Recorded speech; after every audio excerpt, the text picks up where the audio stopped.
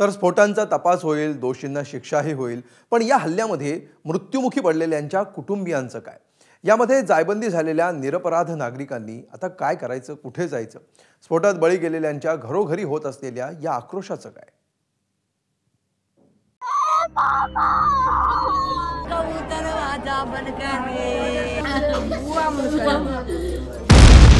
देशाची राजधानी दिल्ली भयंकर स्फोटानं हादरली। कांठाळ्या बसणारा स्फोट झाला, काचांसोबत माणसांच्या शरीराच्याही ठिकऱ्या ठिकऱ्या झाल्या। गाड्यांची ही अवस्था बघून तर तिथल्या माणसांचं काय झालं असेल याची केवळ कल्पना करूनही धडकी भरली। निष्पापांच्या रक्ताचा सडा पडला आणि त्यानंतर झाला फक्त आक्रोश। कुणी मुलगा गमावला, कुणी बाप, तर कुणी भाऊ। अमरोहातून आलेल्या अशोक कुमार आणि त्याचा मित्र लोकेश अग्रवाल या दोघांचाही या स्फोटात मृत्यू झालाय। 34 वर्षांचा अशोक कुमार गुर्जन हा DTC मध्ये कंडक्टर म्हणून काम करायचा।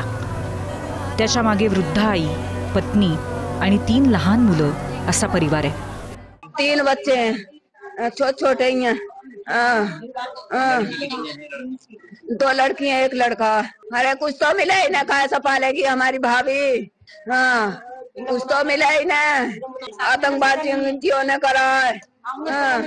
उसे सजा मिलनी चाहिए, हमारा भैया आना चाहिए। दिल्लीतल्या स्फोटामध्ये 22 वर्षांच्या नौमान याचाही मृत्यू झालाय, तर त्याचा भाऊ गंभीररित्या जखमी झालाय। हे दोघं दुकान चालवायचे आणि त्याच दुकानातलं सामान घेण्यासाठी हे दोघं भाऊ शामली इथून दिल्लीला आले होते आणि तेव्हाच स्फोटात त्यांना प्राण गमवावा लागला। जैसा कि यहाँ पीर को छुट्टी रहे, अक्सर कर सब दुकानदार पीर को ही सामान लेने जावेंगे। ये गाड़ी वाले को बोल रहे भाई चलो उधर सामान लावेंगे, वो कहने लगा जी नहीं, तो गाड़ी भीड़ में जानी नहीं, तुम ही लिहाओ पन्नी पुन्नी जो तुम्हारी रहेगी। ये इसलिए जो गए वापस और वहीं बस फिर नहीं पता चला जी। मांग तो ये है ऐसे लोगों को ऐसी सजा हो ताकि कोई करने की ऐसी हिम्मत न रखे। फिर अपने देश में जब घर से चले, जब अपने घर से जावे बच्चा किसी का भी, और शाम को फिर उसकी इस तरह होवे। या स्फोटामध्ये श्रावस्ती इथल्या दिनेश कुमार याचाही मृत्यू झालाय। गेल्या 15 वर्षापासून दिनेश दिल्लीतल्या इन्व्हिटेशन कार्डच्या दुकानात काम करायचा। दिनेशचे आई वडील, पत्नी, 2 मुली आणि 1 लहान मुलगा असा परिवार आता उघड्यावर आलाय।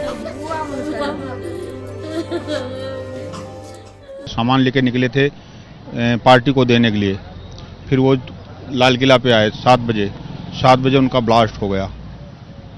फिर हम लोग को जब सूचना मिली, हम लोग अस्पताल गए, अस्पताल में सारी रात रहे। अभी हम उनकी डेड बॉडी निकलवा के घर जा रहे हैं। डेड बॉडी आपको मिल गई, हैंड ओवर कर दिया। अब वो घर गए, घर के लिए रवाना हो गए हैं। हम लोग अपने घर जा रहे हैं। वो क्या पैदल थे, गाड़ी में कैसे? नहीं, पैदल थे वो, पैदल आ रहे थे, रिक्शे से आए थे। कश्मीरी गेट कहीं सामान देना था उनको। दिल्लीतल्या या स्फोटात आतापर्यंत 12 नागरिकांना आपला जीव गमवावा लागला, तर 30हून अधिक नागरिक जखमी आहेत। याच भयंकर हल्ल्यात 28 वर्षीय हर्षुल सेतिया जखमी झालाय। हम लोग तो काफ़ी व्यथित थे, परेशान थे, लेकिन बाद में उनको लोकनायक जयप्रकाशपुर में ले गए। वहाँ उनका CT स्कैन वगैरह हुआ, वो सुरक्षित है और परिवार के लोग सब पहुँच गए थे। कोई किसी किस्म की दिक्कत नहीं है। आज दोपहर 2 बजे के बाद वो डिस्चार्ज हो जाएगा।